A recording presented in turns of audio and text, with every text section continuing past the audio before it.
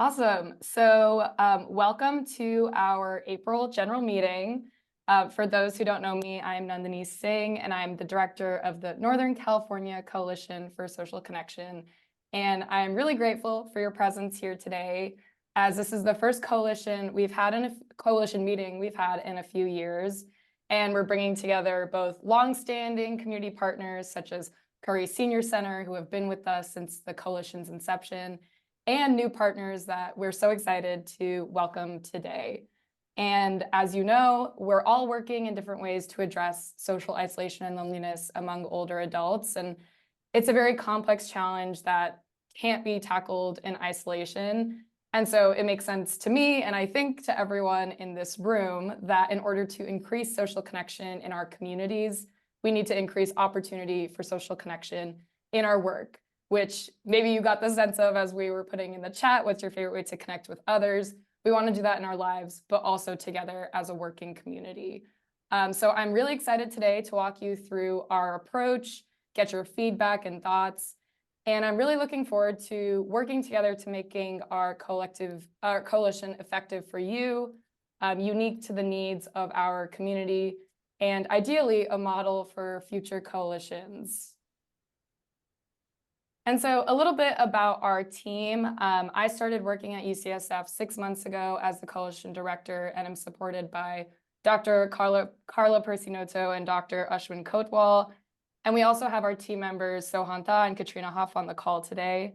And I wanted to take a moment to extend our gratitude to the Joseph and Vera Long Foundation, which works to support healthy aging, youth development, environmental health, and maternal health programs in Northern California and in Hawaii. And it's with their generous funding that we've been able to revitalize our coalition work in Northern California. And I wanted to take a moment and say that while the coalition is affiliated with UCSF, we really operate as a non-hierarchical and collaborative space for all members. So as much ownership as I have over the coalition, that's how much ownership you have over the coalition. Throughout my public health career, I've been very interested in bridging the gap between academic institutions and the communities that they serve. And so through the coalition, my aims and goals are not only to create space for us to all work together in collaboration, but also to ensure that the expertise and resources that are available through UCSF are accessible to all of you in the important on-the-ground community work that you're doing. And in the past 6 months since I've started this job, I've gotten to meet a lot of you. I've gotten to learn all about the amazing work you're doing. And I'm really looking forward to continuing to support your work in this position. So very brief agenda overview. We're gonna take some time to do some introductions. The goal of our first revitalized meeting is to really build those community connections and learn all about the work that we're all doing. So I'm very excited about that. We'll then move into a discussion around framing our coalition work.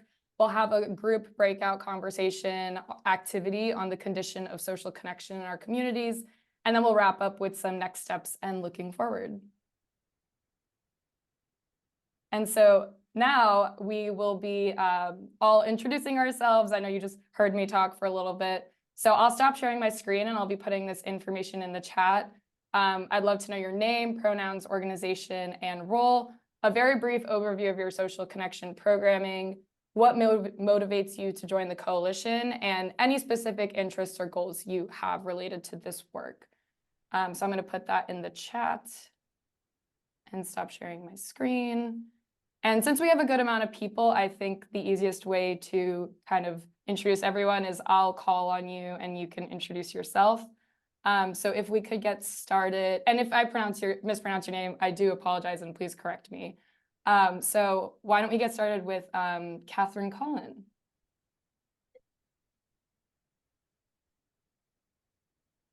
Everyone, I'm Catherine Collin. I am the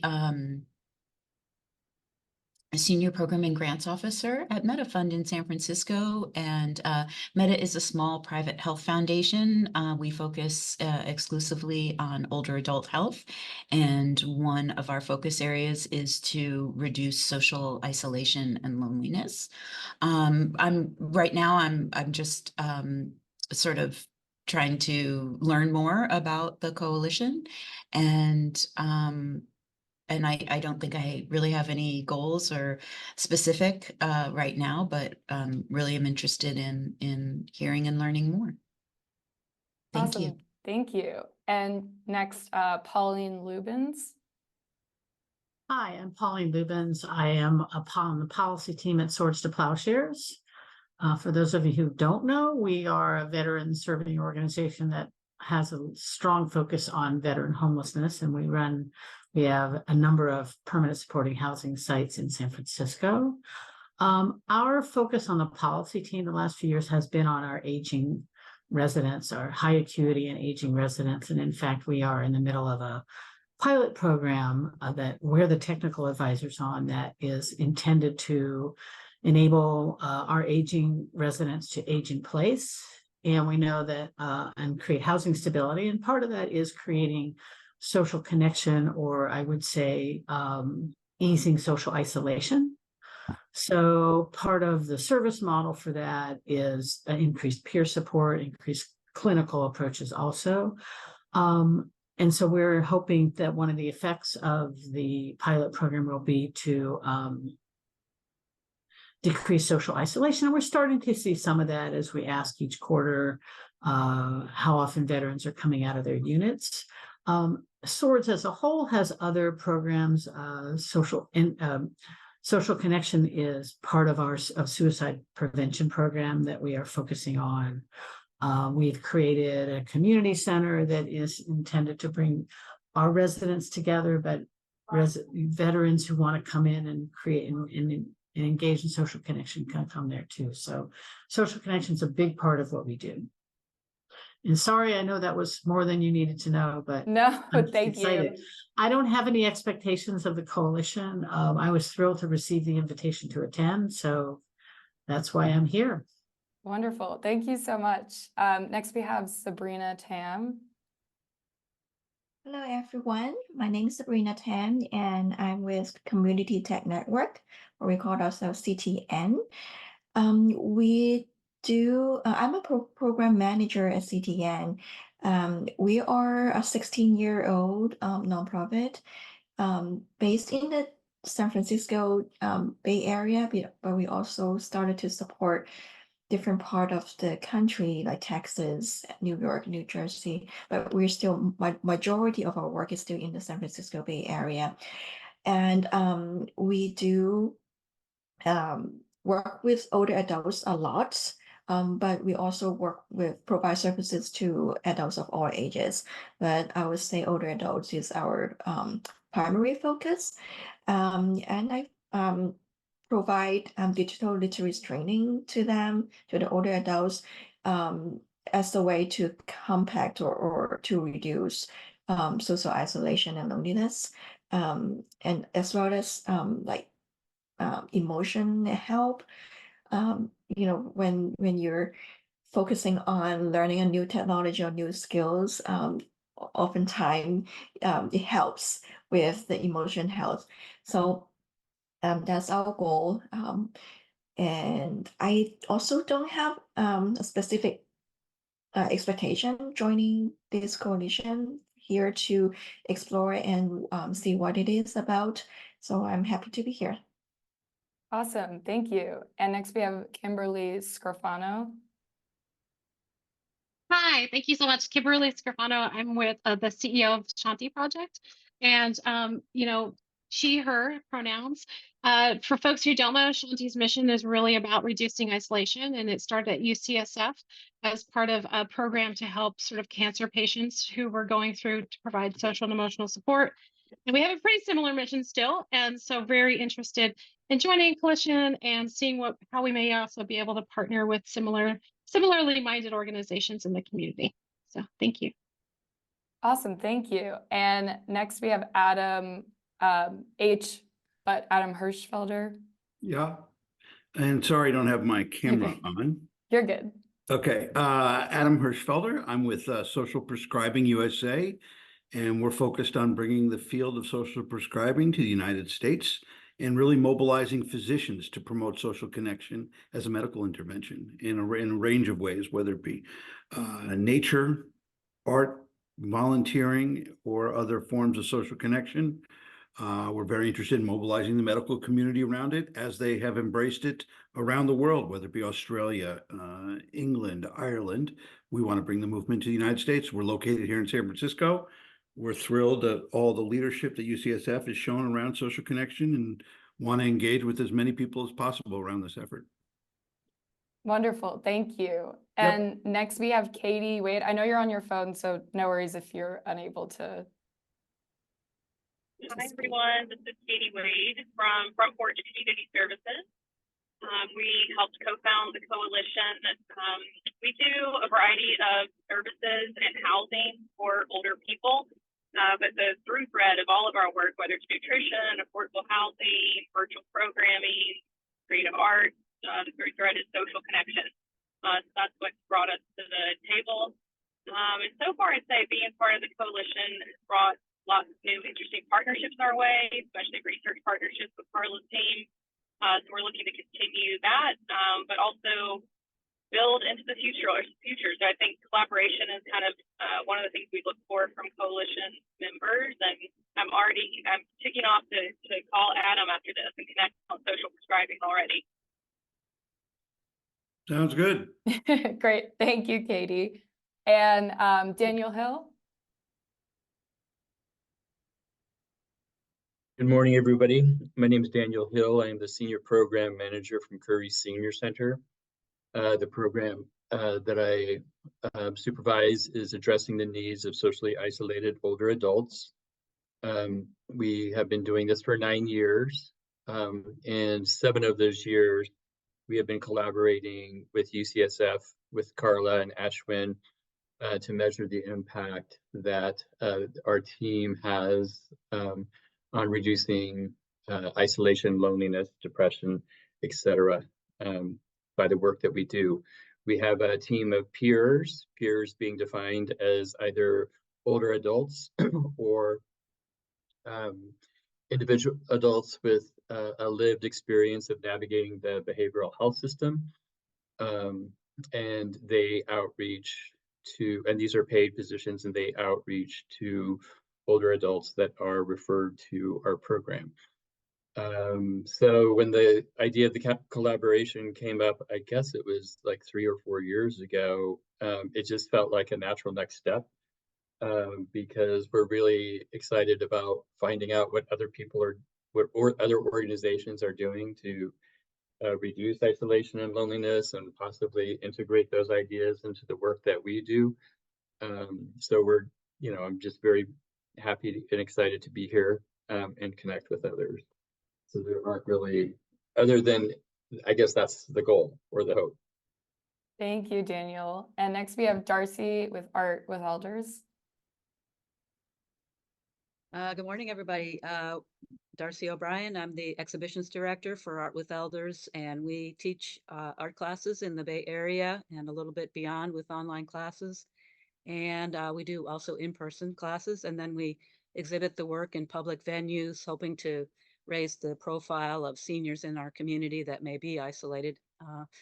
And we're excited to be amongst this great group of interesting folks who we hope to collaborate with, and would love to see more data behind the services we offer. Our primary mission is to really build social connection, just using art as the go-to means. Thank you. Wonderful, thank you. And next we have Emily Heinzelman. Good morning. I'm Emily Heinzelman. I work for West County Community Services, and I run the Russian River Senior Center out in Guerneville, California, which is very rural, which is why I'm here.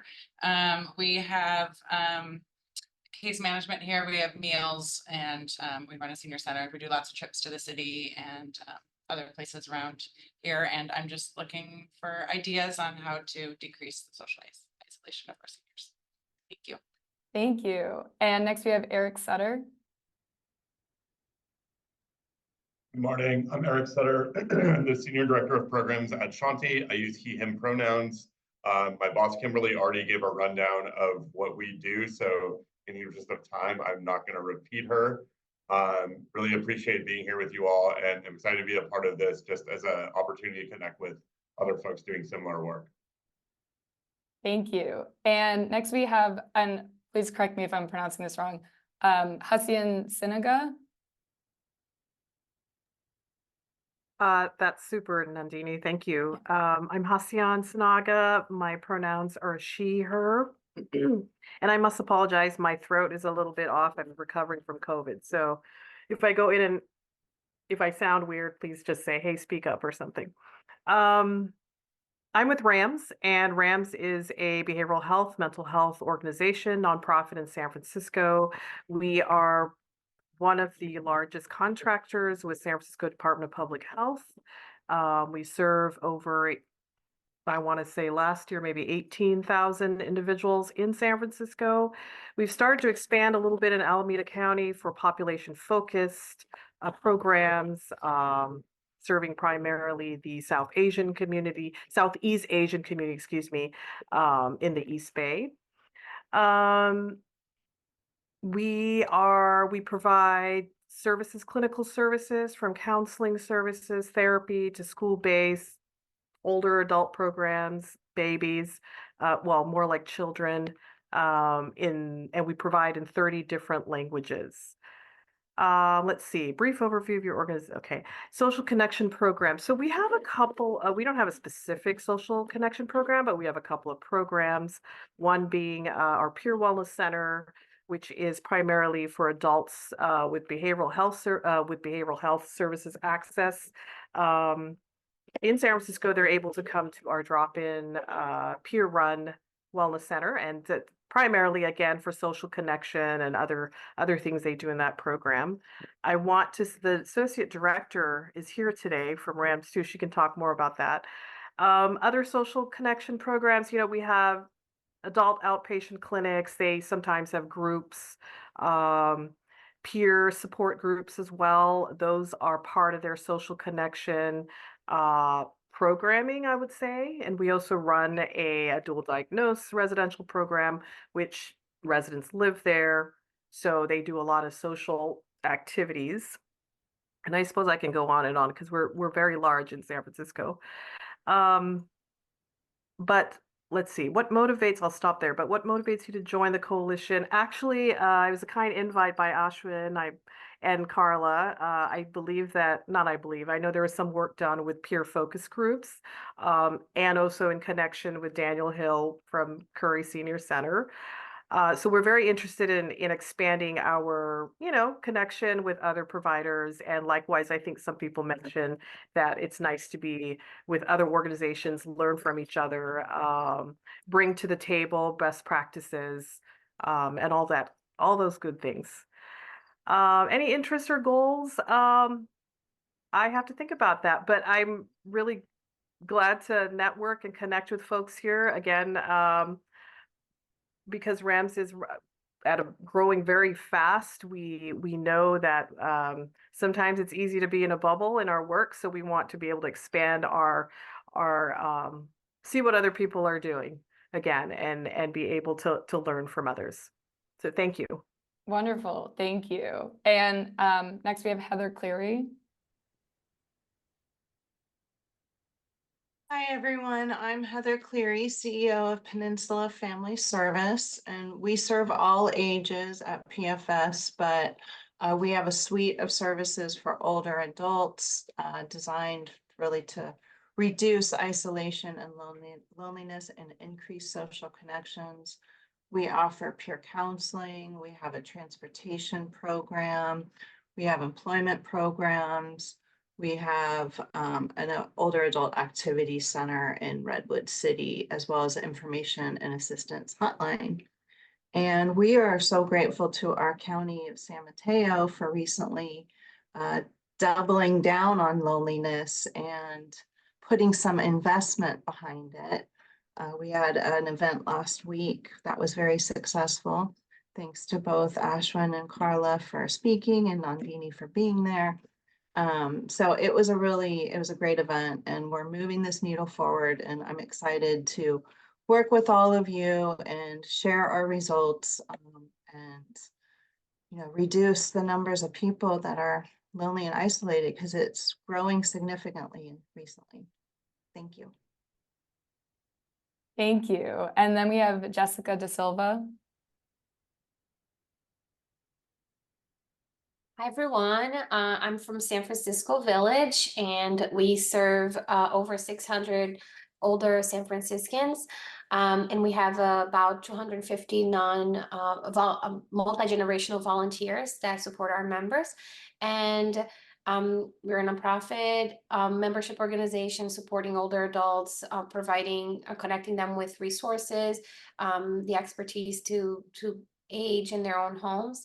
And I feel like all we do is social connection. So this is very much, it's everything. It's the air we breathe at work. So I'm really happy to be here and learn about what you all are doing. I'll learn from you and share about what we're doing as well. And any interests or goals, I think something that we as an organization have been interested in seeing more is being able to use data and research to drive us in obtaining more funds to support our services. So I have those lenses when I'm thinking about that topic as the fund development director. But I'm really happy to be here. Thank you for having me. Thank you. And now we have Joanna Matero. Hi, good morning, everyone. My name is Joanna Matero, and I'm the site manager for Mission Neighborhood Centers. We have our Healthy Aging program that we serve Monday through Saturday. And well, we are always busy with a lot of activities. Our project and our vision is to keep our seniors active and to prevent isolation. We do provide services at senior buildings. We try after the COVID, we're trying to push them to come out and being able to socialize with the community. We provide services and referrals to clients all over the Bay Area. We do a lot of applications for naturalizations and translations and services for immigrants too. Thank you for inviting me, first of all. And I think being part of the coalition is going to be very important, working together and learning from each other. So I'm glad to be here. Thank you. Thank you. And now we have Katie Weber. Hello, I'm with the Institute on Aging. I'm the Director of Strategic Initiatives. We are based in San Francisco, but operate throughout California, particularly in the Bay Area and the Inland Empire, but expanding throughout. We're known for the Friendship Line, which is a warm line that Ashwin and Carla have actually done some research on, which has been great. And I'm particularly interested in connecting with other organizations that are focused on social isolation and loneliness. Thank you. Thank you. And now we have Kathy McCallick. Hi, everyone. My name's Kathy Mahalik. I use she, her pronouns. I'm the executive director of LBFE, which stands for Little Brothers Friends of the Elderly. Our mission is to reduce isolation and loneliness among older adults in San Francisco. We've been around for 33 years. That's been our mission from the get-go. We have about 8 different programs that we depend on volunteers to provide those services, and most of our programs are done in the older adults' home. So we're working with people that are isolated because of mobility issues. They can't get out of their home. And our programs run from intergen to tech program to visiting volunteers. My favorite thing to do is collaboration, and we've collaborated with CTN on the call, UCSF, and Open House, to name a few. So I think collaboration is the only way we can get the job done to relieve social isolation between the older adults we serve, the volunteers we work with, our staff. I mean, social isolation is hitting all generations, and I think we're fortunate that maybe there's some leadership that is starting to talk about that. I was glad to hear about the San Mateo County that, you had a whole presentation last month. The U.S. Surgeon General is coming to town next week, and he's keen on always talking about how the social isolation is at epidemic levels. So I think that is my goal for this group, is to kind of learn from each other, to take away some of the silos that we work in, just because you're busy and you just do your own work, you keep your head down. So I'm really looking forward to some collaboration within the group. Thank you. Wonderful, thank you. And now we have Lupe Maldonado.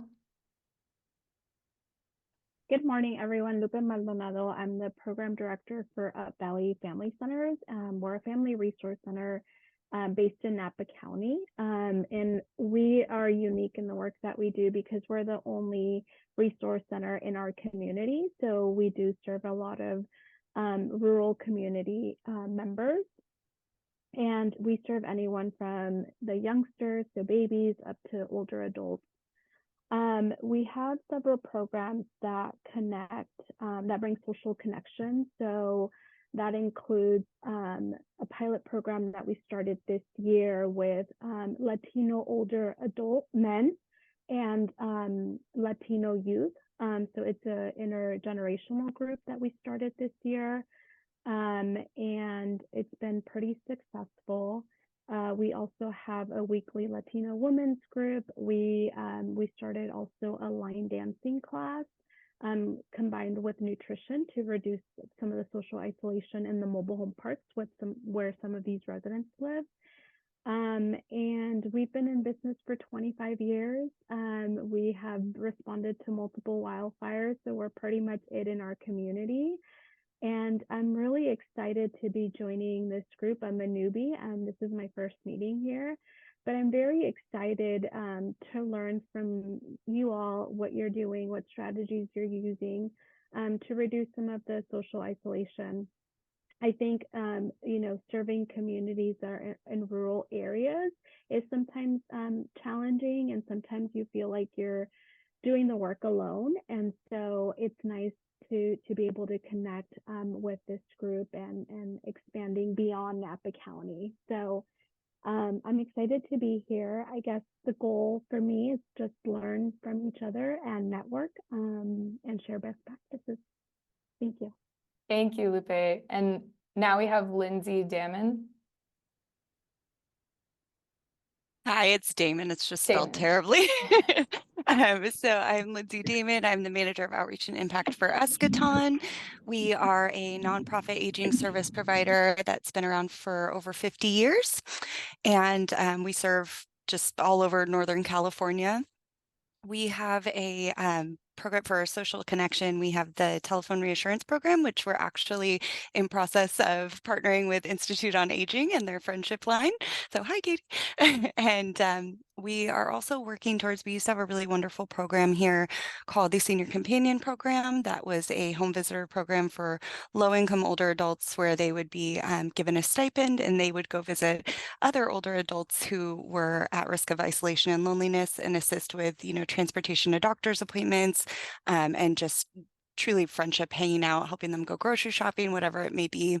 And they unfortunately lost funding. And so we are working to find a happy solution that we can still be able to support those that are living in isolation. Especially, we also have 13 affordable housing communities, and we found that post-COVID that has been a really difficult transition, and folks are not wanting to go out and engage, and so trying to do everything that we can and find solutions to those problems.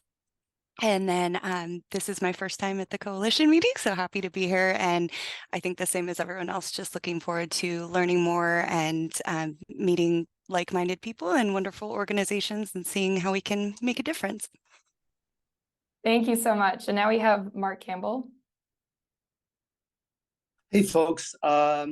It's nice to see everyone here this morning. Darcy did a good job of explaining what Art with Elders does. I'm the executive director. I'll just add that, yeah, we've been around for about 30 years. Our model is basically to provide 2-hour weekly art classes to our students, and we have about 450 students from Vallejo all the way down to East San Jose. Our program is all about creating community from the micro to the macro level. And here's a good example of our macro experience. So just really honored to be here, and we're here to learn. So look forward to hearing more from everyone. Thank you, Mark. And next we have Monique Hooks. Hello, Monique Hooks. I am with Daybreak Adult Care. We are located in Alameda County, and we serve older adults and their family caregivers. We offer care coordination services, which include making sure that our clients have access to care, access to all their finance and benefits that are available to them, as well as social supports and housing navigation. We also, for our caregivers, have caregiver support groups and one-on-one counseling. For our older adults, we also have an online fitness class that we call Get Your Zoom On, so that the elders that are a part of our community can engage with others, even if they can't leave their home, and do something that is healthy for them. And we actually recently just got funding to pilot a micro respite program in partnership with Beth Eden Baptist Church in West Oakland. I'm excited to be here and connect with everybody. Thank you. Thank you. And next we have Nicole from Rams. Thank you. Good morning, everyone. I'm Nicole. I'm from Rams, Division of Peer-Based Services. Nice to hear from everybody already. I've heard the friendship line mentioned a couple times, and that was one of my favorite things to do when I was in school just a couple years ago. So nice to meet everyone here. I go by she, her pronouns. I am here with my executive director, Hasyan Sinaga, who gave a little intro about Rams as a community mental health agency. And I work in the Division of Peer-Based Services. And so in 2015, we worked together to kick off this program to help grow the field of peer counseling and support. And so she did mention the Peer Wellness Center, which is one program that I have the opportunity to support and work with every day, where we do socialization and engagement for adults and older adults who are connected to the behavioral health system. And we've got a range of activities there, from skills building to dual recovery support, emotional support, resource linkage, cultural celebrations. And so really helping to build up community in the heart of San Francisco. We're right in the downtown area. And I also get to support peer counselors who are stationed at public health clinics. And so we do engage with some seniors, through those programs. And really, the senior population that work is a smaller piece of our division.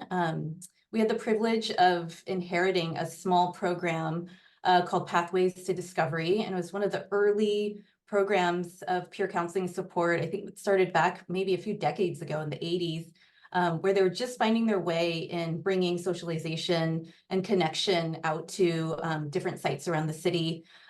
We've got a small team that is still doing the work today, probably about 4 to 5 of them still doing the Pathways work. And during the pandemic, we slowed down quite a bit. We're trying to make that or build that up to be, part of our work again, because it is a area of the community and population that we do recognize needs a lot of support. And I'm new to this group here, just really interested in hearing how other people are meeting the needs of our senior population. And just happy to be here and have open ears to see what we can do in our program as well. Thanks. Thank you. And next we have Rebecca Garwal. Hi, thanks.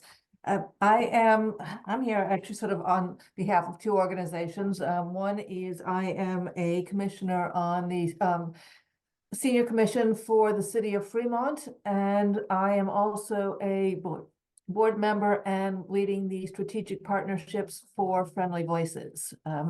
And Friendly Voices is a nonprofit serving older adults aged 60 and above in Northern California and the Bay Area. We do a little bit beyond, but we're really focusing more on Northern California. We are a phone buddy program. So we provide safe conversation with using volunteers. We're an all volunteer organization, and we are serving now approximately about 150 and 120 older adults.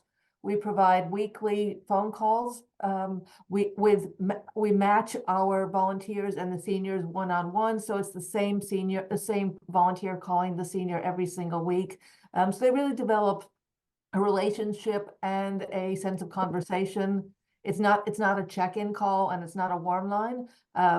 They develop, as I say, a long-term relationship. So that's sort of who we are. We're primarily focusing on homebound, isolated seniors.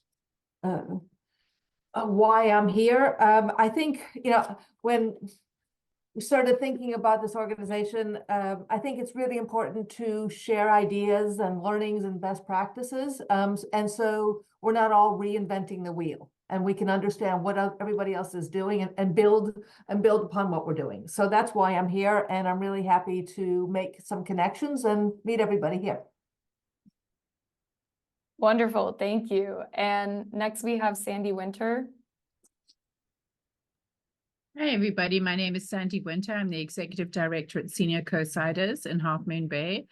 Our program, our organization has a number of different programs. We do home delivered meals, and we also do congregate dining. We have a minor home repair program. So we go out into people's homes to put in grab bars and make sure that they're safe and accessible. We provide transportation. We recently purchased our own wheelchair-equipped van. So we bring people to and from our center. We take them grocery shopping. We go on outings once a month. We have lots and lots of classes and activities. And the classes and activities are things that promote physical, mental, and social well-being. So physical activity classes, creativity, peer support groups, that kind of thing. We have a pet buddy program, so we support older adults with their pets with either volunteer or financial support. So lots of different things, and we're the only organization on the coast between Montara and Pescadero that really focuses on older adults. It's great to meet everybody, great to see all of the different services and programs that are provided and the different organizations that are being represented. And I agree with a lot of the things that have been said about getting to know other people, not reinventing the wheel, making connections. And then earlier on, there was a comment about also how can we use our connections to maybe get more funding. And so one thing I would like to add that I haven't heard anybody say now up till now is I think there's a tremendous role to be played in advocacy. And so maybe how we as a group can be more powerful combined to do advocacy around social isolation and the need for continued funding. You know, a lot of the organizations represented here are volunteer, but if this has been declared a public health emergency by San Mateo County, you'd think that there would be more funding allocated to meeting these particular needs. So that's what I would like to see. Thank you for the opportunity. Thank you, Sandy. I absolutely agree with everything you're saying. And I see Stephanie had to evacuate, so we'll come back to her when she comes back. But next we have Sugrin. Hi, I'm Stephanie Ugrin. I have to Sorry, fix that. Stephanie. That's okay. And I'm with Sequoia Living. We have 4 retirement communities in the Bay Area and 3 affordable housing senior living communities and 2 senior centers. I work at one of our retirement communities, and I've definitely learned that we thought maybe, I assumed sometimes that isolation wasn't a problem here when I started, but it is at any level, and we have residents who volunteer with other residents. And it's an ongoing thing. So excited to learn about all the other programs. We have Alt-Worth Elders here in their art, so that's always great. But also want to see how other parts of our organization could benefit or connect and just learn from you all and all of your experience. Thank you. Yeah. And Stephanie, if you would like to introduce yourself, if you're back and comfortable. Pardon me? I am. Oh, sorry. Other Stephanie. Other Hi, I'm Stephanie. Stephanie Alex. Sorry, I had to step away. We had the fire alarm went off and we had to evacuate the building. So I missed the first half hour of the meeting. My apologies. So my name is Stephanie McNally. I am the Chief Program Officer at Vivalon. My pronouns are she, her. And social connection is the mission of our organization. We serve older adults in Marin County at our Healthy Aging campus. We also provide transportation for older adults and adults with disabilities throughout the Bay Area. But the work that I do is specifically in Marin County. Everything we do is about social connection. We have activities, classes. We have a cafe with affordable meals. We have quite a few other nutrition programs. We also run the Meals on Wheels for Marin County. So we weave social connection into everything that we do. Every time we deliver a meal, every time we serve someone in our cafe, every class, every interaction. So it's what we do every day. What motivated me to join the coalition is really finding ways to not really expand our programming, because that's pretty easy to do. There's a lot out there, but really understand how we can bring more social connection into what we're already doing. We experience the loneliness and isolation firsthand through all of the older adults that we interact with. So we know it's prevalent, and we're always looking for other ways to really engage people and bring them in. So I really hope to learn more about that. Let's see, any interests or goals related to the coalition? I think I kind of spelled that out in our organization's mission. We really do believe that social connection keeps older adults healthier, and our focus is healthy aging. And everything we do kind of feeds into that. And I'm happy at some other time to provide more details on the kind of programming we provide. But really, just for the purposes of this group, it's really about weaving even more social connection into everything that we do. Thank you. And just a quick check, we just have a few more people. So again, I want to thank everyone for taking the time to introduce themselves. Next we have, and correct me if I'm pronouncing this wrong, Tuyet Iaconis. Hi, good morning. Very, very good. Thank you. My name is Tuyet Iconis. I am with Meals on Wheels Diablo region. We are based in Walnut Creek. We are more than a meal. Besides providing meals to our older adults throughout Contra Costa County, we also providing services. And I'm proud to say we are the only agency that provide more than meals.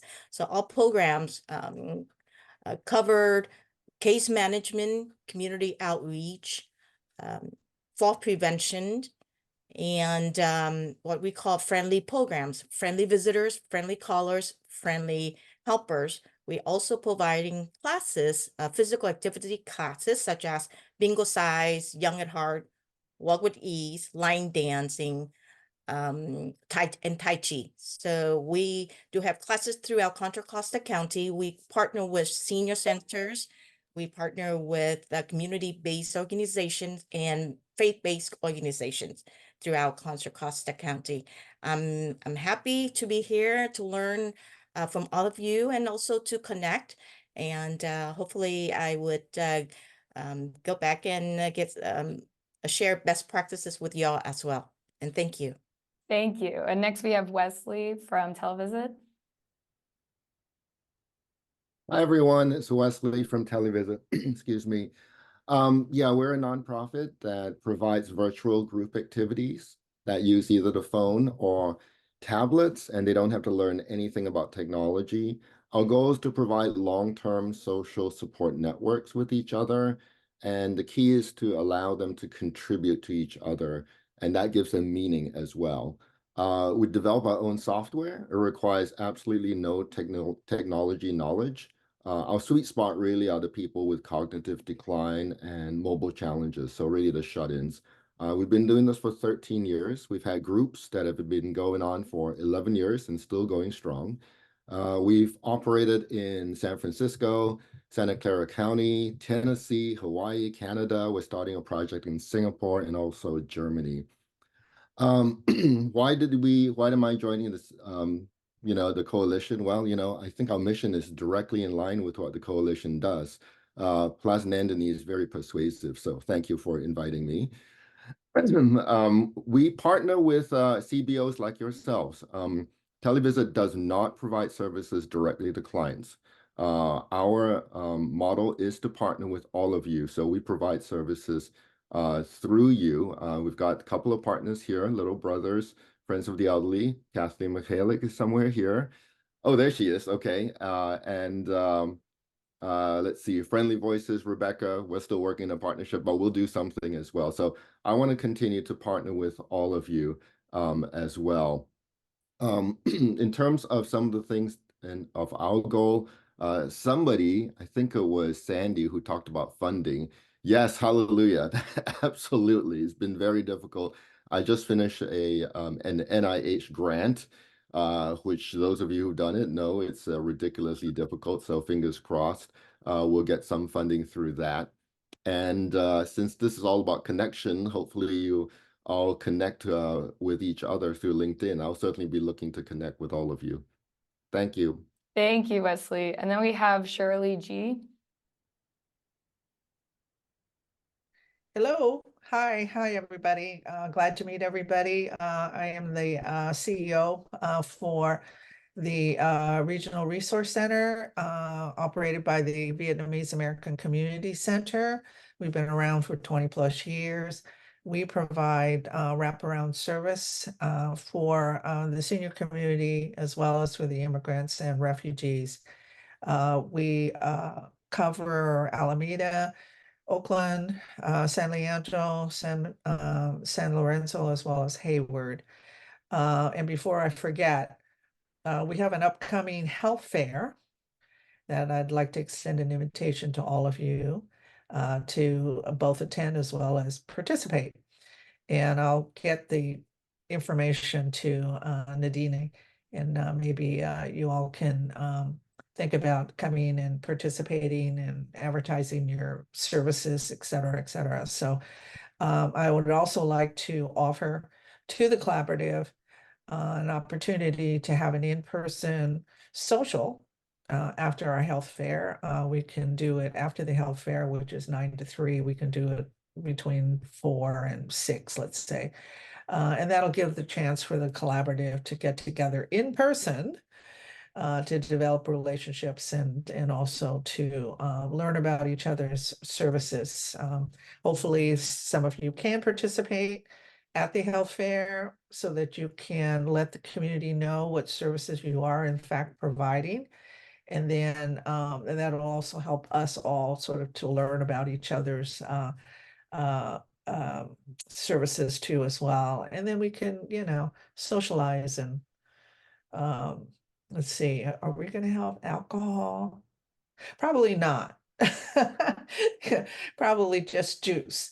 But anyway, so it's an invitation. I wanted to make that available. And Nadina, if you think it's worthwhile for the collaborative to get together in person, it's in Absolutely, yeah. May 17th. So it's a little ways away, so we have a little time. So, but anyway, we do provide full service. It includes congregate meals and includes during the height of COVID, we were serving 126,000 meals a month to about 4,000 seniors that were trapped in their homes. And we also do health and wellness. We also provide information assistance so people can navigate through the public benefits system. But we also, at the same time, do a lot of advocacy and civic engagement, from voter registration to advocating for additional funding or saving funding at the local, state, as well as the federal level. So we do a lot of advocacy work too as well. When we had violence against Asians, for instance, we were very aggressive in getting funding to address the violence against Asian situation as well. So that, that's pretty much, what we do at our center. It's pretty much full service complete wraparound. We do employment placement, we do education, ESL classes, citizenship classes. In fact, we're trying to figure out how to resurrect our digital literacy also as well. And like a lot of the other participants today, we're also interested in how we can, you know, be a little more forceful in getting additional funding, both for senior isolation as a collaborative, but also we get a lot of requests, and I think that's true of maybe all the CBOs as well. We get a lot of requests for studies. You know, people will, you know, Stanford, UCSF, you know, will, you know, say, oh, we're doing a study, you know, we'd like to partner with you. And usually when they say that, it means you guys do the work and we'll collect the data. Well, you know, we don't have funding for that. And so it would be helpful if we could think about how we can sort of merge the academic interests in getting more data from the community and how we can fund those projects because, you know, the CBOs have a lot on their plate as it is, you know, without having to Absolutely. add additional financial burden. Anyway. Yeah, thank you. Sorry to jump in there. That's something we can definitely do as a coalition and work with. But just for time's sake, we're going to move to our last three introductions, I believe, which is Christina Huntress, then Irina Clay, and Jess Eng. Thank you. Hi, everyone. I'm Christina Huntress, really excited to be here today. I am the current area director for the American Foundation for Suicide Prevention in the greater San Francisco Bay Area. Excuse me, I'm a little under the weather today. Our volunteers and staff oversee about 16 counties here in Northern California. We work with 7 chapters throughout the state and 74 AFSP chapters across the country. And our mission is just to save lives and bring hope to everybody that has been affected by suicide. And this community is definitely at need of some additional resources. Our work mainly focuses on 4 kind of pillars. We are the largest global funder of suicide prevention research. We take that, all of that we learn through research, and we translate it into free prevention education programs, both for communities and for schools. We also have support programs, both for survivors of suicide loss, as well as those with lived experience and caregivers for loved ones that struggle.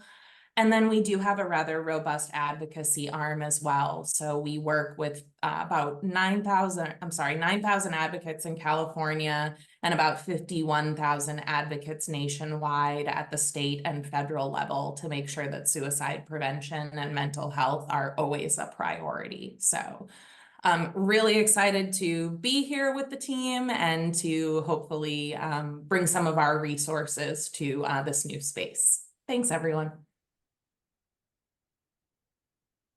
Thank you. And then we have Irina, who maybe they're not in the meeting. So we'll jump to Jess Eng. Hi, everyone. I'm joining you from spring break, but I didn't want to miss this inaugural meeting. My name is Jessica Eng. I'm a geriatrician, and I'm the medical director of Unlock.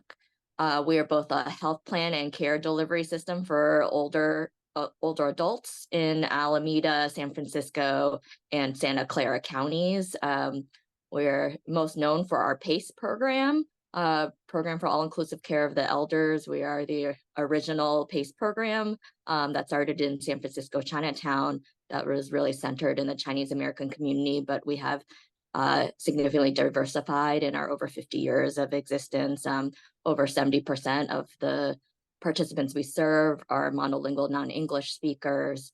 And we have 7 primary care centers that are co-located with adult day health centers in those 3 counties. And so we are just really excited to, be here.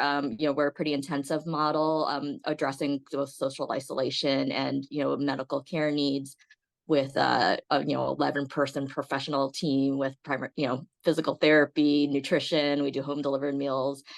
So I think we're here, I think, similar to learn from each other, but also really interested in advocacy and understanding how we can work together. Thanks.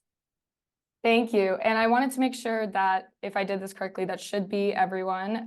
If you were skipped, I'm so sorry. Please let me know and we'll make sure you get the chance to introduce yourself.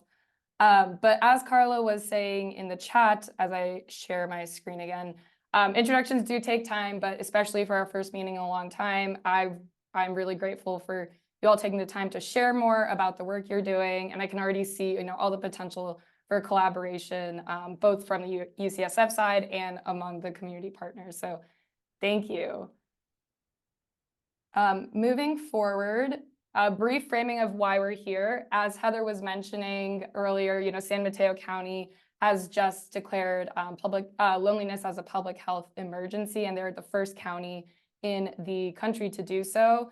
And that's thanks to reports like the Surgeon General's report that was released in 2023. As we all know, that has really increased the conversation around social connection. And so I have this reflection question. We'll skip forward for now, but I think it's an interesting thing to think about. So many of you have been doing this work for so long. How has this increased prevalence of social connection in our world, in our conversation, really changed our work? What opportunities has it opened? In some ways, how have things become more difficult, or are there any barriers that have increased? So that's something we can kind of reflect about as a coalition moving forward. And as we all know, it's very important to center ourselves in the language we use. And as we build our learning community, we want to be consistent. And our team has done many wonderful talks on this language that I'll be happy to send your way if you're interested in diving deeper. And so here I want to pause for some group discussion on how our coalition work connects to the 6 pillars to advance social connection based on the U.S. Surgeon General's report. So when I was reflecting, I was really thinking about pillar 1, strengthening social infrastructure. I really see the coalition as able to scale community connection programs, such as all the wonderful ones we just heard about, and investing in local institutions. I was also thinking about pillar 6, building that culture of connection that we're all here today for. For example, even by having leaders such as yourselves join the coalition, we're modeling that intrinsic value of social connection in our community. But does anyone briefly want to share out on what other pillars they think our coalition work can align with? And feel free to use the chat or unmute. So this is Heather. I would say pillar 5 to increase public awareness, because we all have social media and we all have people we're working with already. Yeah, absolutely. Thank you, Heather. Does anyone else want to share out?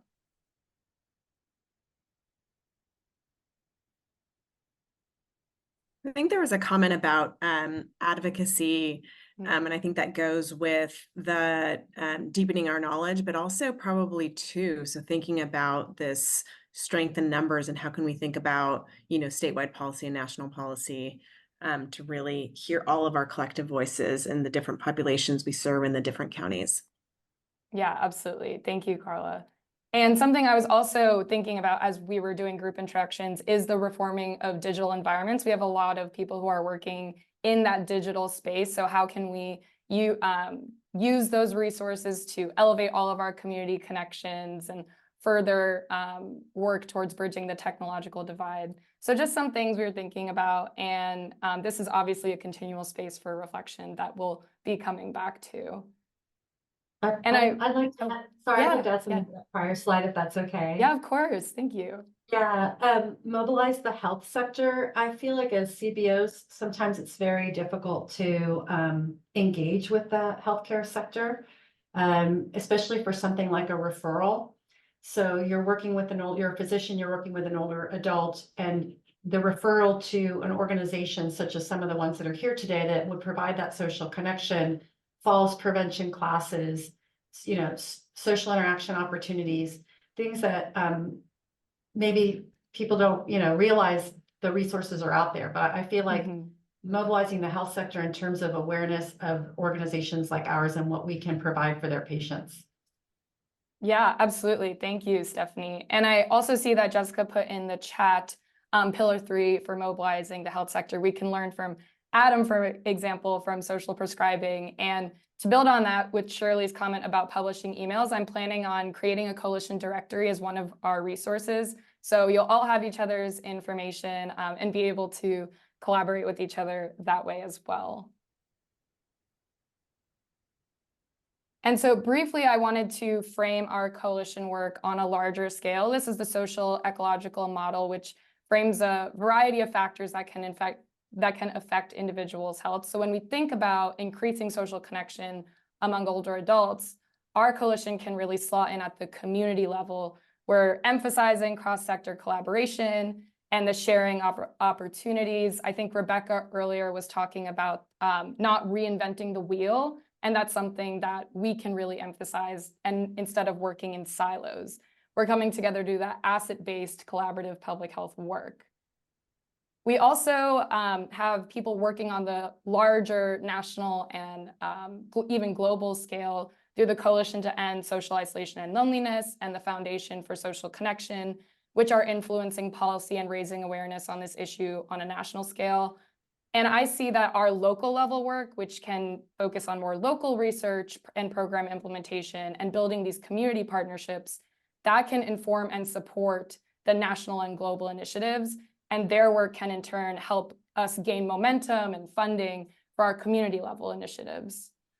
In the other direction, our coalition work can really impact the individual and relational factors. For example, if our coalition is working to support your research and evaluation project, that can in turn increase your programming capacity, which can then increase positive health outcomes among older adults in our community. So we can all be working together to influence all levels of this model, whether it's individual health and all the way to societal awareness and advocacy on social connection. And so I want to pass it off to Dr. Carla Persinotto to give a very brief overview of our coalition history and our past survey data. Great, thanks so much.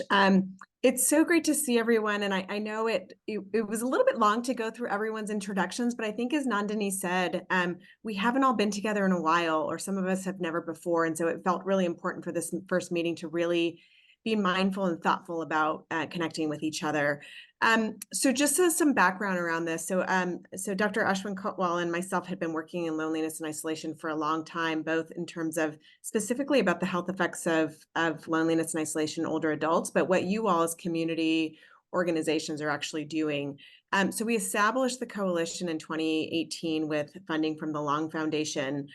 Things kind of took a hiatus during the pandemic and we weren't as involved, but we had done some work before really thinking about research methods. How do you think about data, both quantitative and qualitative, and how do we increase awareness? So that's where we've been.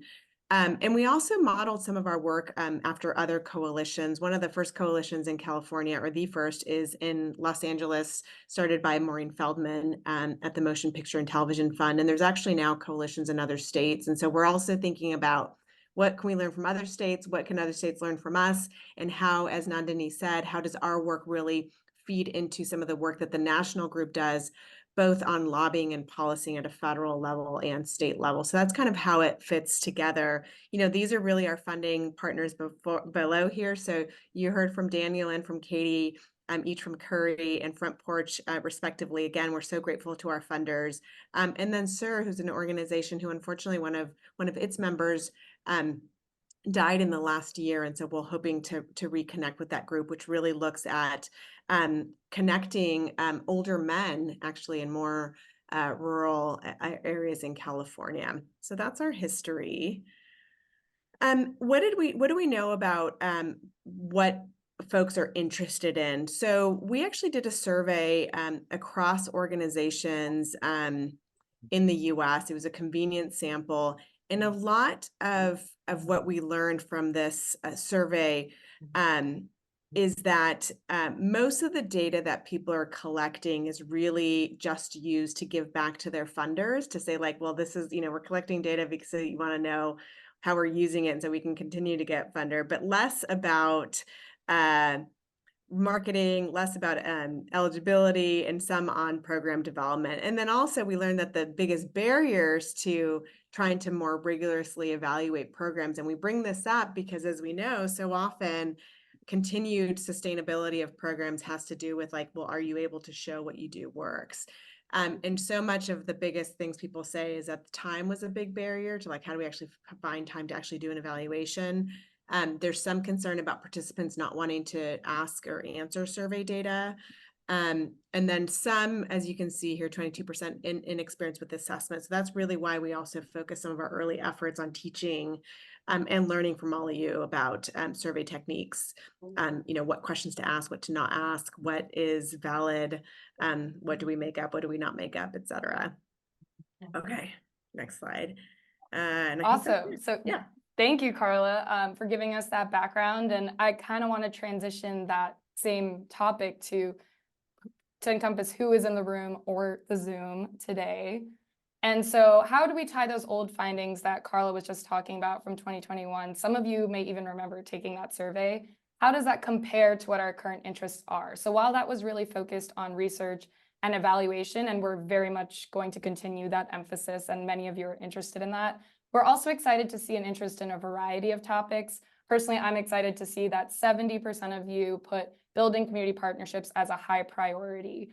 And so to talk about how our activities will relate to these interests, for example, we've spoken to a program manager at RRF Foundation for Aging who's interested in coming to speak to the coalition about the funders' perspective and what they're looking for when they're reading grants to support healthy aging programs in the area.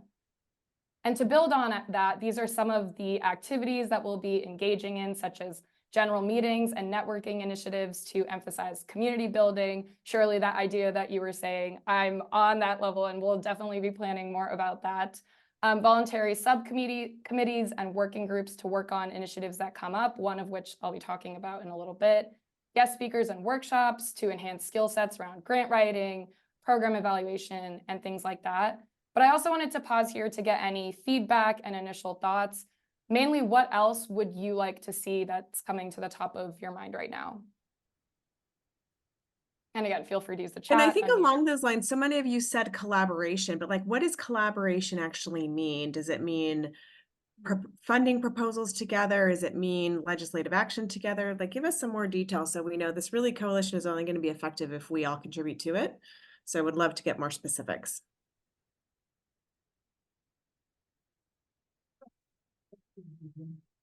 Thank you.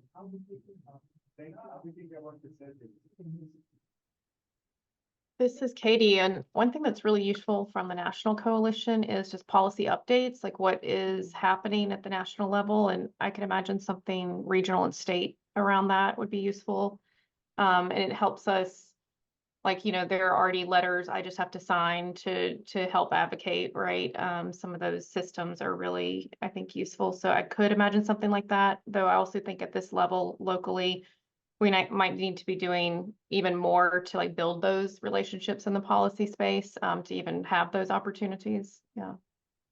Yeah, thank you, Katie. And building those relationships, especially in the policy space, is something that we'll be very intentionally thinking about and moving forward. So thank you for sharing that. Let's hear from other people with their thoughts.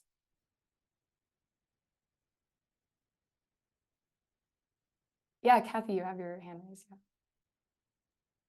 I think collaboration also would be like if there's a project or new program, and the our organization, we serve about 400 people. So, you know, to get the data and the research on that, if we collaborate with other organizations, you have a bigger pool of people you can see if the program works or not. And I think for funding opportunities, I think funders like it when nonprofits all work together and the goal is very similar, right? So as a group, we could be stronger in getting bigger dollars to work on a specific program if it's new, you know. And I think everyone brings their own expertise to the table, but maybe my organization isn't expert, doesn't have a researcher on staff. So maybe another organization would, so they would be able to do the pre and the post survey. And I think there's different skills that organizations bring. And if with the coalition, we can only be stronger if we do work together. Absolutely. Yeah, thank you for sharing. And this is something that we'll definitely be reflecting on and thinking about as we move forward. The coalition activities are absolutely an iterative and collaborative process. So whenever ideas strike you, please reach out to me. We'll talk more and make things. Oh, Sandy, I see you have your hand raised. Yeah. I think that from what I could gather from what all the work people are doing, there's a lot of overlap and similarity, but it would be nice if there's some really cool idea that's like very innovative or groundbreaking that we could share and replicate. So anything that is not currently being done, generally speaking, but could be replicated, I think that might be helpful. Yeah. And Tia? Hi, I'm not sure if you all have heard of the Safe Lunch Coalition initiative.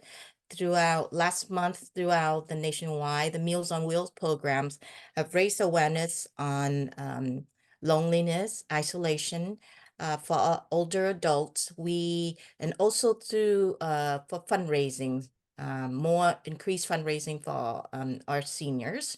We, throughout nations, especially in Contra Costa and at our Meals on Wheels Diablo region, we invited a mayor to participate in one of our physical activity classes, which is Young at Heart, where he could see how the engagement and from our seniors and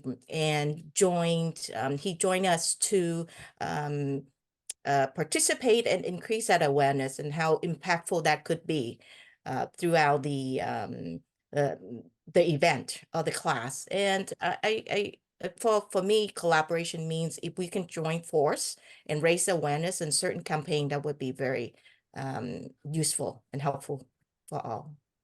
Yeah, absolutely. Thank you. And I wanted to say one of the goals of resource sharing and news sharing from the coalitions and from my end is to really support the, the distribution of these efforts and the knowledge surrounding them. So that's something that we'll definitely be working on the communications end.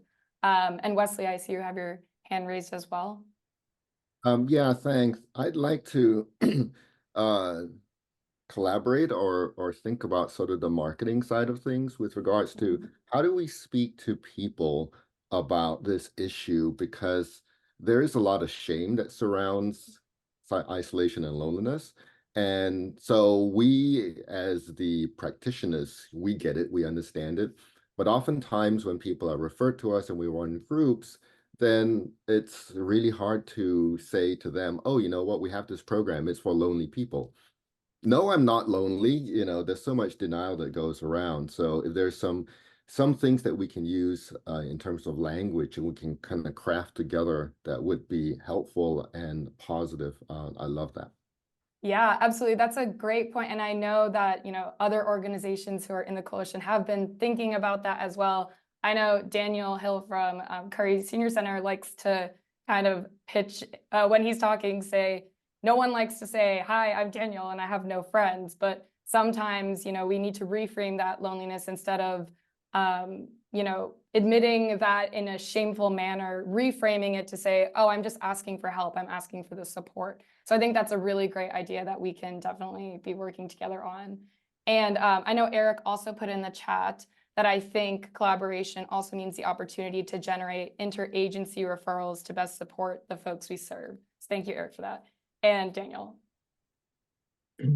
Yeah, I was going to piggyback on Eric's comment in the chat and just give some examples of who here we have collaborated with over the years. Shanti being definitely one of them. Rams, has been a great resource for trainings and for reaching out to hire staff. Front Porch with the I forgot. Oh my God, my brain just stopped. It is the Spanish speaking. Well Connected Espanol. Yes, thank you. And And then with the Institute on Aging, with the Friendship Line, is, you know, and as I have heard through this meeting thus far, I'm also just really interested in connecting with like Little Brothers and Mission Neighborhood Health, you know, because those are two organizations that I'm full aware of, but I just have not ever had the opportunity to connect. So on the ground, I just really love that we can work together and support one another. So thanks. Yeah, absolutely. Thank you, Daniel. And Carla, your comment about thinking about what organizations are not here that we should include, that's a really important point. And obviously, this is our first meeting in a while. We've done a lot of outreach, and I'm so glad for our new members who are here today. But that outreach will not be stopping anytime soon. We're really looking to expand and get lots of different, you know, change makers, organizations, policymakers here with us. So any ideas you have about people we can further include in the coalition, we'll definitely be talking more about that as well. Before we move forward, I wanted to make sure if anyone else had anything to share, that they had the space to.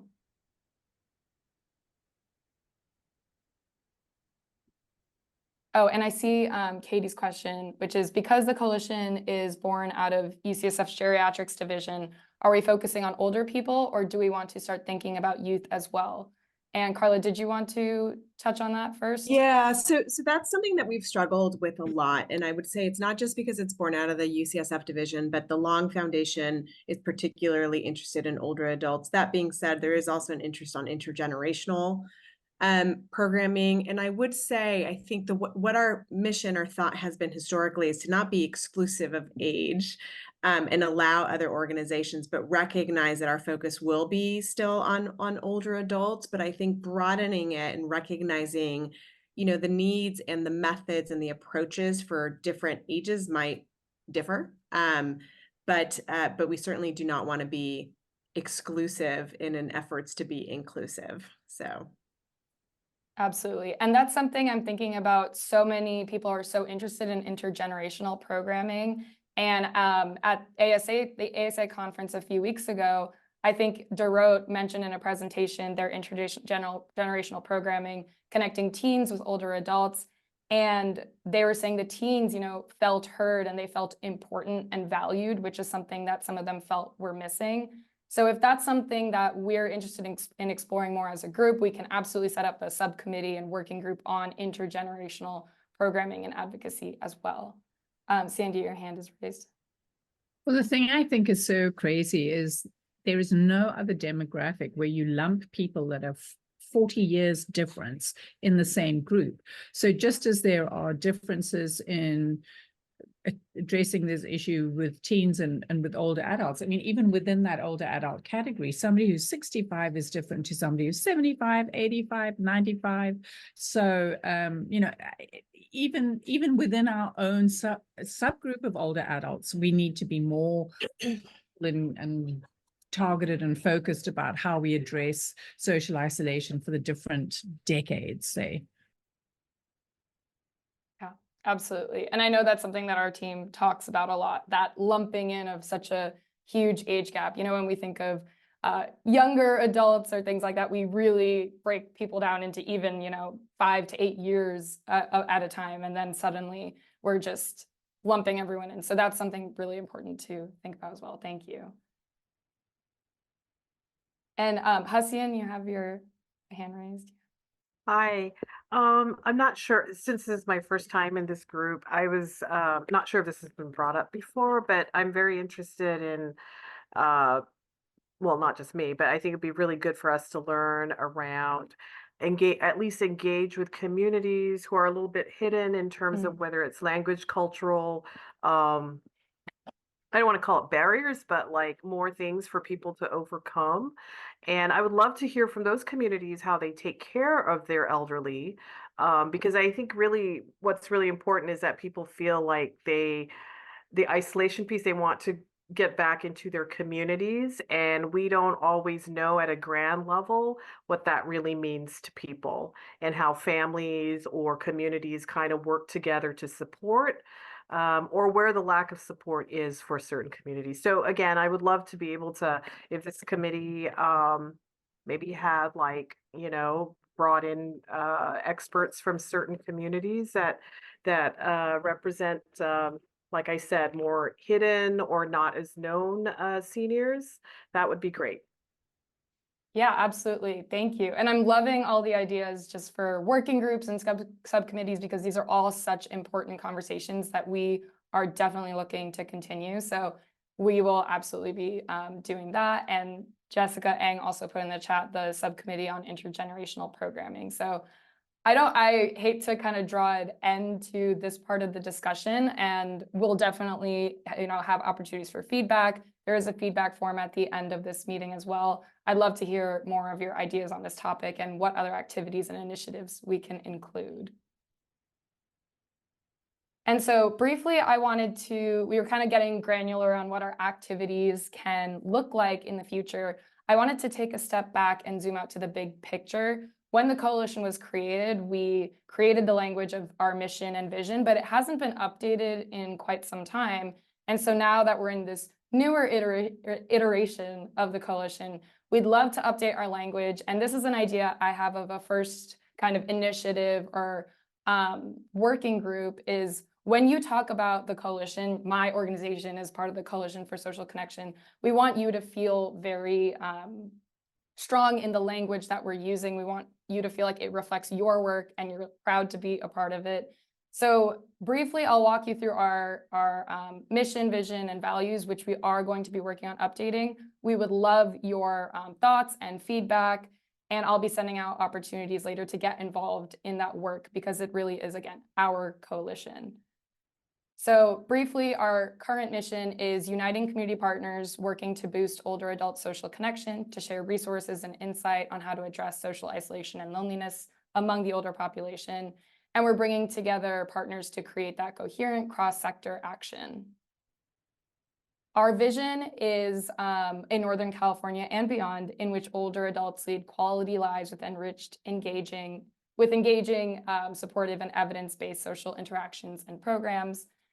And our values are inclusivity, collaboration, and integrity. And just for time's sake, we won't really dive into that conversation right now. But if anyone had any really quick initial thoughts on, you know, what do we like, what should change, what else can be included, knowing that we'll be continuing this conversation later.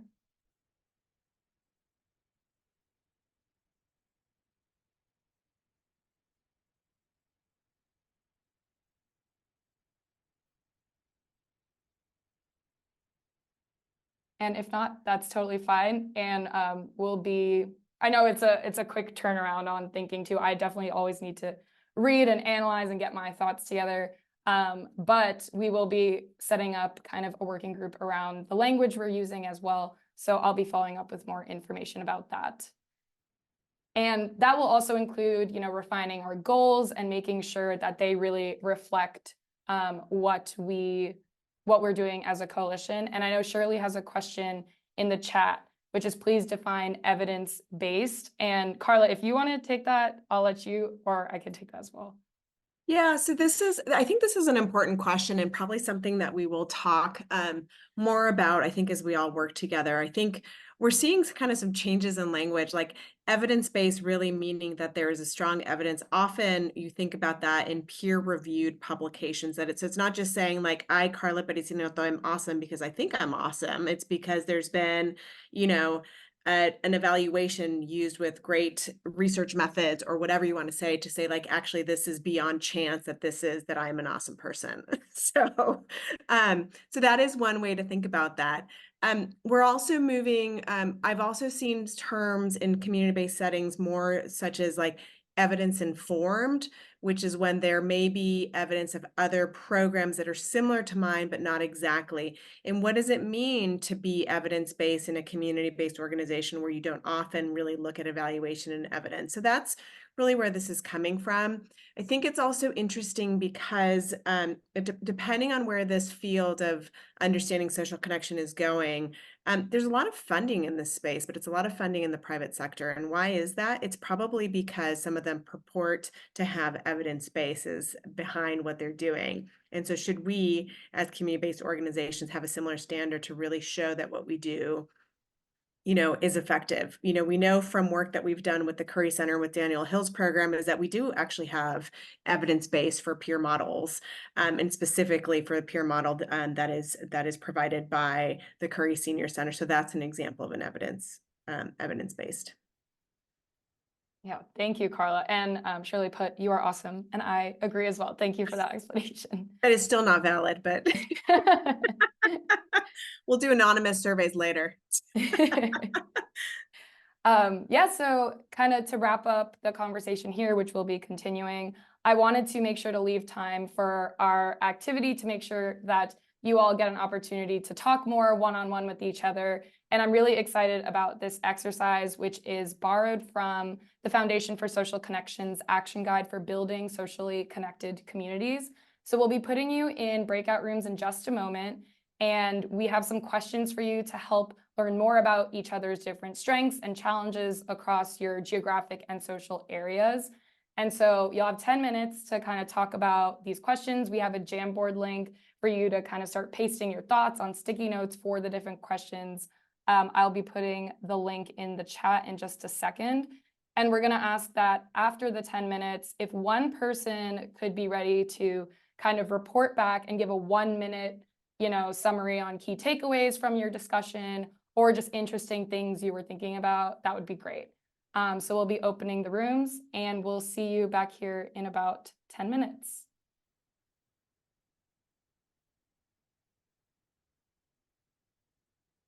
I think people, are coming back in. So I hope we saw that you all were having a great time with the sticky notes and that the third question had just gotten started. So apologies if we interrupted your conversation, but we would love to hear a little bit about what you were talking about if a group wanted to kick us off and give us a quick overview.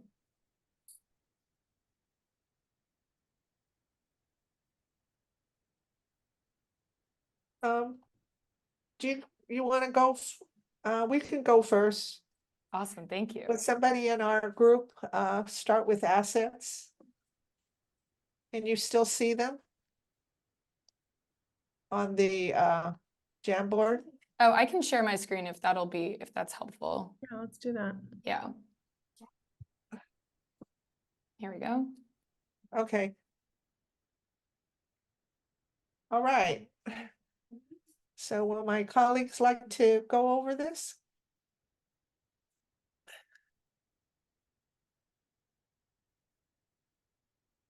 Daniel's raising his hand. Yeah, Daniel, I see you have your hand raised. I can't find my colleagues. I guess I got a little confused. I was looking for the 3. All right, well, I'll just jam through this since I'm not hearing from my colleagues. I feel abandoned.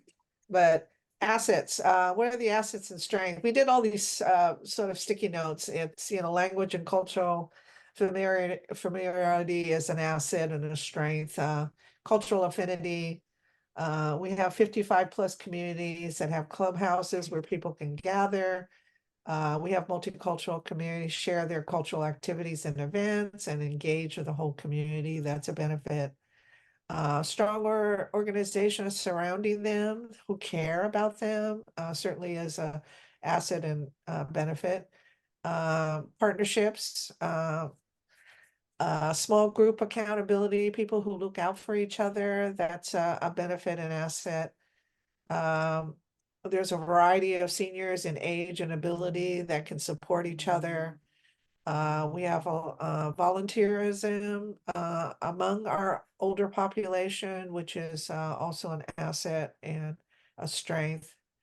We also have seniors that are serving in membership organizations like Villages of the Coast, Odd Fellow, American Association of University Women, and that's sort of an asset and benefit. We have community events that are open to all ages. So the community can be brought out, out of isolation. We also have, let's see, We have, I guess, activities that enable people with cognitive decline to join in also as well. Programming available to low-income individuals is also very a good strength. When you have events that allow low-income people to participate, don't have a lot of resources. But that's basically some of the sticky notes that we have. We have a lot. We did a data dump here. Yeah, thank you. Thank you so much for sharing. Oh, sorry, Shirley. And then moving to benefits or barriers. We have dementia, cognitive decline. It's a barrier. The invisible population is now visible, and policymakers have to account for serving them. That's a barrier because our policymakers don't even know they're there. They have trouble. They're having trouble serving the people they see, let alone the ones they don't see. Another barrier is alienation from their own family members, so there's no family support. Language is a barrier. Lack of public awareness. Poverty is certainly a barrier. Transportation, inability to be mobile is a barrier. A lot of our older population don't drive and are very dependent on public transportation. Pride and shame is a barrier. Medical professionals cannot reach isolated people and are actually not designed to reach populations that are sort of invisible. I'll just move on because there's lots of other people. For people who are the most socially isolated, people living in poverty with limited financial resources, we call the old, and these are people that are hardly mobile anymore, that are sort of trapped in their homes.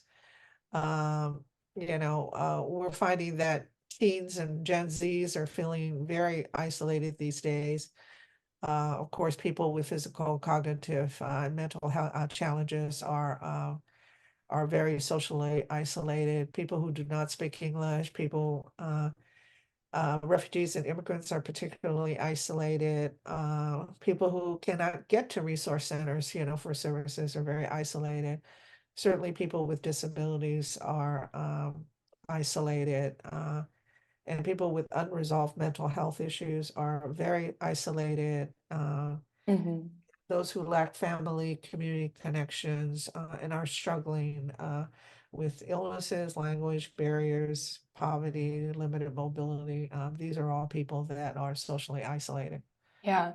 Thank you so much for sharing some of what your group was talking about. Clearly, we have a lot of work cut out for us, as a coalition, as community organizations that are engaged in social connection work.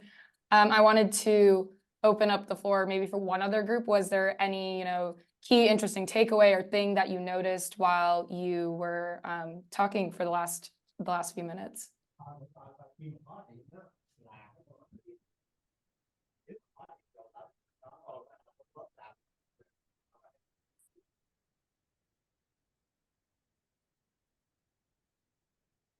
And if not, then no worries. I did have a brief kind of group reflection question planned for us. For the sake of time, we won't get into that right now, but I do want to share the Jamboard information with you all after the meeting, as well as the group reflection questions, which I'll share on my screen right now. Hopefully. Okay, there we go. And so we just kind of did that exercise. You all got to learn more. I hopefully learned more about different organizations and community members that are part of the coalition.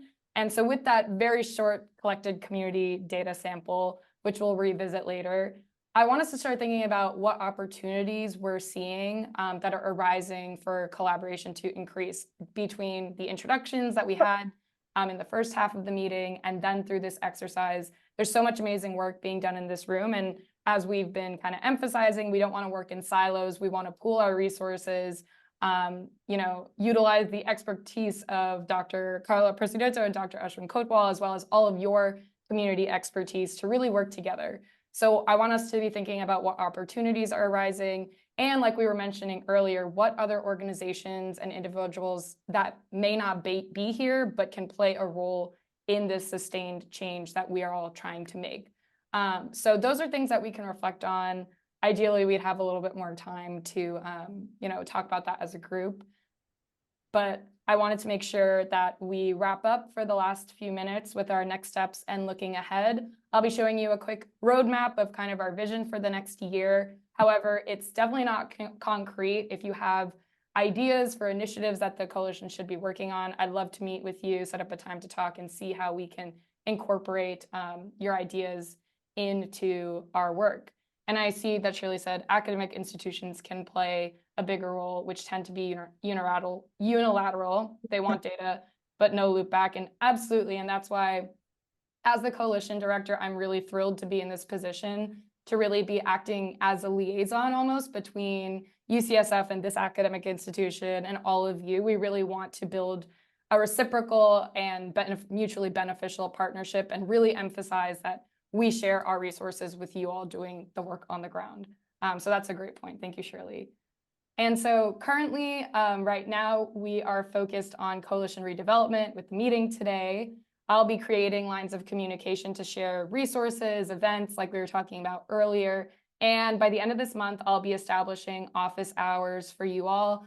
You can sign up ahead of time and give me a little bit of information on what you'd like to talk about, and we can meet to answer programming questions, grant writing questions, evaluation questions, really anything that you'd like to discuss. Then we'll start beginning some of our initiatives. One idea we have is a coalition needs assessment to make sure we are engaging all possible partners and resources in our work. We're also going to be establishing a steering committee, which I'll be sending out more information on. If that's something that you are interested in being a part of, let me know and we'll definitely talk more. Some other ideas for projects we have are a social prescription field resource guide. I know someone in the chat had mentioned, I wish there was a way to connect clients to different organizations that can benefit them. And that's really something that I'm excited to be working on. That's what this guide can be used for. And we're also thinking about releasing a survey report based on some of the community data that we've collected. And lastly, I want to make sure we're also emphasizing long-term growth and sustainability so that this coalition can continue to facilitate long-lasting community partnerships and resource sharing. One way we'll be doing that continuously is to collect feedback from you all to make sure that coalition activities are really benefiting you and you're engaging in activities that you'd like to be. So very concretely, next few steps, I'll be putting out a coalition directory. I know that was being talked about in the chat throughout the meeting. I'm also going to be working on a research article database based on, social connection research that hopefully you all can use when it benefits you. And we'll be working on the newsletter, and I'll be establishing office hours very soon. So I know that was just a lot of information. Before we wrap up with a few quick links, I want to put our feedback survey in the chat. I'll also be emailing it to you as well, so you have that there. But I really, again, want to take the time to thank you for being here today.